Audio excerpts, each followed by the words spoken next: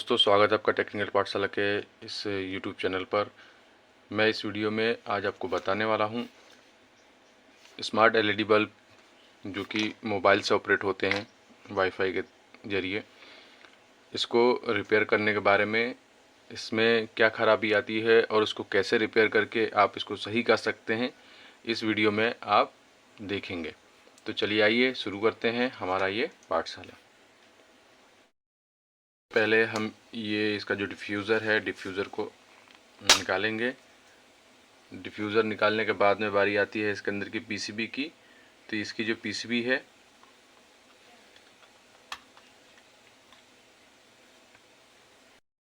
PCB को निकालेंगे। PCB में आप देखेंगे कि ये इसकी सप्लाई है, यानी कि इसकी मदरबोर्ड, ये इसका एलईडी का जो मल्टी कलर एलईडी लगी हुई हैं इसका पोर्शन है। यहाँ ये जैक के थ्रू जुड़ा रहता है, यहाँ ये जैक के थ्रू इस यहाँ कनेक्टेड रहता है, जिसको निकाल लेंगे। निकालने के बाद में इस सप्लाई को हम चेक करेंगे। तो इस मदरबोर्ड में आप देखेंगे कुछ कंपोनेंट के बारे में। ये आपके F1 और यहाँ F2 यानी कि दो आपको यहाँ फ्यूज़ हैं जो कि रजिस्टर यहाँ लगे हुए हैं, रेजिस्टेंस है। यहाँ पर ये फ्यूज़ का काम कर रहे हैं, लो वैल्यू के रहते हैं। और उसके बाद ये रेक्टिफायर है। रेक्टिफायर के बाद ये दो आईसी हैं जो ये सप्लाई का काम करती हैं। इन आईसीओ के बाद में ये दोनों जो आईसी हैं, इसकी ये कंट्रोलर आईसी हैं जो आप यहाँ पर एलईडीज़ देख रहे हैं। किस एलईडी को कब ड्राइव कराना है, कौन सी एलईडी जलेगी, क्या सेलेक्ट करने पे, ये इन दोनों आईसीओ के थ्रू होता है। और ये जो हमारा मॉड्यूल लगा हुआ है, ये होता है वाईफाई मॉड्यूल। मोबाइल से वाईफाई से कनेक्टिविटी इस बल्ब की हो जाती है और इसको सप्लाई मिलती है यहाँ लगे हुए इस आईसी से। आप बीच में ये देख रहे हैं, ये आईसी, इस आईसी से इसको पावर मिलती है। तो दोस्तों, ये बाकी जो कंपोनेंट है वो कॉमन है जो आपके हर एलईडी बल्ब में दिखते हैं, जैसे कि ये एमओवी है, आपके कैपेसिटर्स हैं, यहाँ पर कॉइल है, ये आपकी जो है वो कॉइल है, कैपेसिटर। तो ये सारी चीज़ें हैं। अब इसमें शुरू करते हैं। सबसे पहले इसको हम मेन से कनेक्ट करेंगे, इस तरह वायर से कनेक्ट करके। उसके बाद हम इसको चेक करते हैं कहाँ पे कितने वोल्टेज आ रहे हैं और क्या फॉल्ट है इसके अंदर, इसको रिपेयर करते हैं। इस बोर्ड में यहाँ पर आप देखेंगे तो इस फ्यूज़ के ऊपर यहाँ न्यूट्रल लिखा हुआ है। इस पर हम ब्लैक वायर जोड़ लेते हैं और यहाँ पर हम जोड़ते हैं लाइव वायर।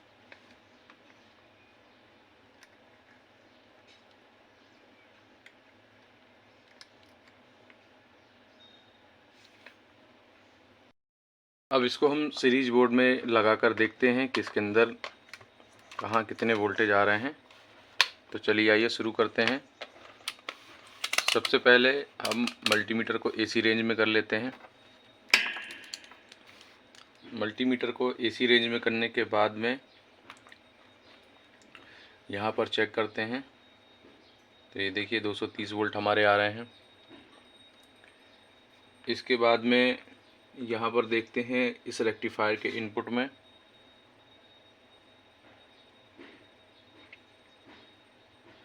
तो यहाँ पर भी 230,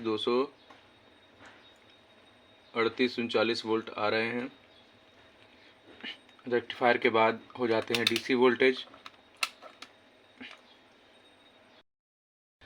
जिसको यहाँ पर हम मल्टीमीटर में 1000 वोल्ट डीसी सेलेक्ट कर लेंगे, क्योंकि यहाँ 200 से ऊपर वोल्टेज आते हैं।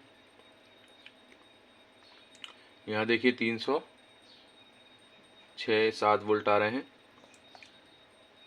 उसके बाद यहाँ पर चेक करेंगे आईसीओ पे वोल्टेज। तो यहाँ हम सबसे पहले ग्राउंड को रेफरेंस ले लेते हैं। ये ग्राउंड है, ग्राउंड के रेफरेंस में देख लेते हैं कहाँ कितने वोल्ट आ रहे हैं। तो यहाँ पर इस तरह ये वोल्ट यहाँ ट्रांसफ़र हो रहे हैं कॉइल के थ्रू। यहाँ ये रेक्टिफायर को जा रहे हैं और इस तरह ये आपके ड्राइवर में, जो इसकी ड्राइवर आईसी है, उसमें जा रहे हैं। तो दोस्तों, इसमें जो आपकी इनपुट सप्लाई है वो तो ओके है। कहीं ना कहीं जो ये कंट्रोलिंग सेक्शन है इसमें कोई प्रॉब्लम है। तो चलिए आइए इसको चेक करते हैं कि इसमें क्या ऐसा है जो ये बल्ब काम नहीं कर रहा। इस बल्ब में हमने चेक करने पर पाया कि सप्लाई तो ओके है, पर कहीं ना कहीं कोई जो है वो ड्राई सोल्ड या ऐसा फेलुअर है जिससे सप्लाई हमारे इस एलईडी पैनल तक नहीं जा रही है। इसमें दोस्तों जो मेन पॉइंट है वो यहाँ पर आपकी लगी हुई कॉइल है और ये कनेक्टर हैं। यहाँ तक ये वोल्टेज जा रहे हैं पर ये पिनों पर प्रॉपर नहीं जा रहे हैं। यहाँ इस जो भी कंपोनेंट हैं या जो भी आपके इसके कनेक्टर हैं, इसको हम करते हैं ड्राई सोल्ड के लिए सोल्डरिंग करेंगे और सोल्ड करने के बाद चेक करते हैं कि ये प्रॉब्लम हमारी जो है वो सॉल्व होती है कि नहीं। सोल्डिंग आयरन की सहायता से जो इसकी कॉइल है इसको अच्छे से हम सॉल्व कर लेंगे। कई बार दोस्तों ये हाई वोल्टेज पर काम करने वाली जो सप्लाई है 300 वोल्ट के ऊपर डीसी रहती है, तो यहाँ पर लगे हुए कई कंपोनेंट ऐसे रहते हैं जो ड्राई सोल्ड हो जाते हैं और वो देखने में समझ में नहीं आते हैं, पर हल्के से ड्राई सोल्ड होने की वजह से क्या होता है जब बल्ब चालू करते हैं लोड पे तो ये काम नहीं करता है। तो हमें क्या करना है कि बहुत ही सावधानी पूर्वक शॉर्ट सर्किट ना हो, एक बार सभी उसको ड्राई सोल्ड के लिए सोल्ड कर देना है।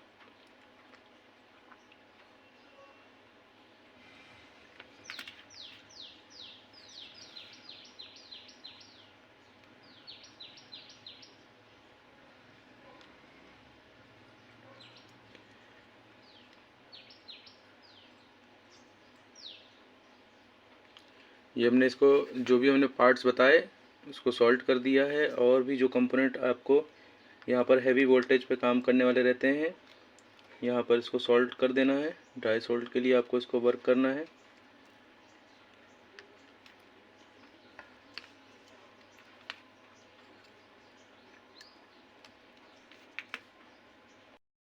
तो यहाँ पर जो भी पार्ट्स हमको ड्राई सोल्ड की संभावना लग रही थी हमने उसको सॉल्ट कर दिया है। सॉल्ट करने के बाद में अब इसको हम मेंस में लगा के देखेंगे। दोस्तों इसमें एक चीज़ बताना चाहूँगा कि जो हमारे बल्बों के अंदर फॉल्ट आता है तो ये कॉमन फॉल्ट होता है, इसलिए कई दर्शक हमारे कमेंट्स में ज़रूर बताएं कि ये जो आपका रेक्टिफायर और फ्यूज़ रहते हैं और ये सारे पोर्शन आपके ये आईसीज़ रहती हैं जो कंट्रोल आईसी रहती हैं जो पावर को कंट्रोल करके फिर सप्लाई करती हैं, तो ये सारी चीज़ें कई बार आपको ख़राब मिलती हैं और ज़्यादातर बल्बों में ये ख़राब मिलती हैं।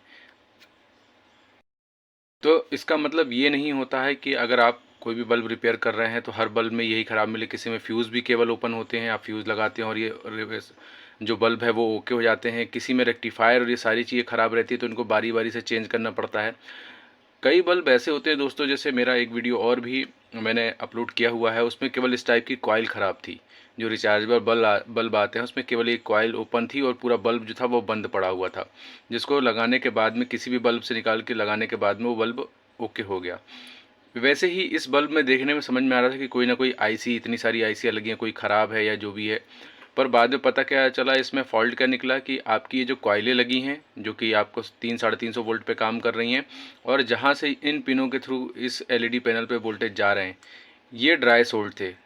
काम करते करते या रखने या लगाने या जो भी इसके अंदर वो होती हो उसकी वजह से सोल्डरिंग जो प्रॉपर नहीं होती है तो ड्राई सोल्ड की समस्या आती है। तो आप अगर सब कुछ ओके है तो ये आपका फॉल्ट इस टाइप का आप क्लियर कर सकते हैं। अदरवाइज़ आपका अगर ये फॉल्ट इस टाइप का नहीं है तो आप सप्लाई को इनिशियल लेवल पे जैसे मैंने फ्यूज़ से बताया और ये सारी चीज़ को चेक करें, चेक करने के बाद ही नतीजे पर पहुँचें और इसको रिपेयर करें। तो अब हम इसका जो पैनल है इसको इंसर्ट करके देखते हैं। इसको बड़ी सावधानी से लगाना है क्योंकि इसके ट्रिक बहुत ही नाजुक होते हैं और ये टूट सकते हैं। इस तरह से ये लगाने के बाद में हमने इसको इंसर्ट कर लिया है। इंसर्ट करने के बाद में अब इसको हम लगाएंगे अपने टेस्टिंग बोर्ड में, सीरीज बोर्ड में। आप पहले टेस्टिंग बोर्ड में लगाकर चेक कर लें, उसके बाद मेंस बोर्ड में लगाकर आप इसको चला सकते हैं। सप्लाई कभी भी रिपेयर करते हैं तो सीरीज में लगाकर वो करें ताकि शॉर्ट सर्किट के टाइम में प्रोटेक्शन मिले। तो दोस्तों ये हमने इसको सीरीज बल्ब में लगा दिया है और लगाने के बाद में मैं आपको दिखाना चाहूँगा कि ये हमारा बल्ब ओके हो गया है। ये जो फॉल्ट मैं बताया दोस्तों ये बिल्कुल 100% एक्चुअल है, कोई फेक वीडियो नहीं है और ये एक्चुअल फॉल्ट है। इसमें आप ऐसे चीज़ों को ढूंढ कर और अपने जो बल्ब हैं उनको रिपेयर कर सकते हैं। आप जो भी टेक्नीशियन है इस टाइप का करके आप देखें और मुझे ज़रूर बताएं कि ये आपके लिए वीडियो यूज़फुल रहा या नहीं। दोस्तों, मैंने बताया कि जो स्मार्ट बल्ब है जो कि मोबाइल से वाईफाई के थ्रू ऑपरेट भी होते हैं, इन बल्ब के अंदर जो आपकी प्रॉब्लम है उसको कैसे सॉल्व करें। ज़रूरी नहीं कि बल्ब हमारा पूरा ख़राब हो, कई चीज़ें हैं जो इसके अंदर ख़राब होती हैं और कई चीज़ें ऐसी हैं जो ड्राई सोल्ड हैवी वोल्टेज पे काम करने की वजह से होने के कारण भी ये दिक्कत आती है। तो आप इस प्रकार स्टेप बाय स्टेप जैसे मैंने बताया, आप वोल्टेज चेक करके और अगर आपके वोल्टेज आगे के स्टेज में आ रहे हैं तो फाइनली इस टाइप की ड्राई सोल्ड के लिए सोल्डरिंग चेक करके और आप रिपेयर कर सकते हैं, जैसा कि मैंने किया और ये बल्ब रिपेयर हो गया है। देख रहे हैं आप, ये बल्ब चल रहा है। तो दोस्तों, ये वीडियो आपको कैसा लगा कमेंट में ज़रूर बताएं और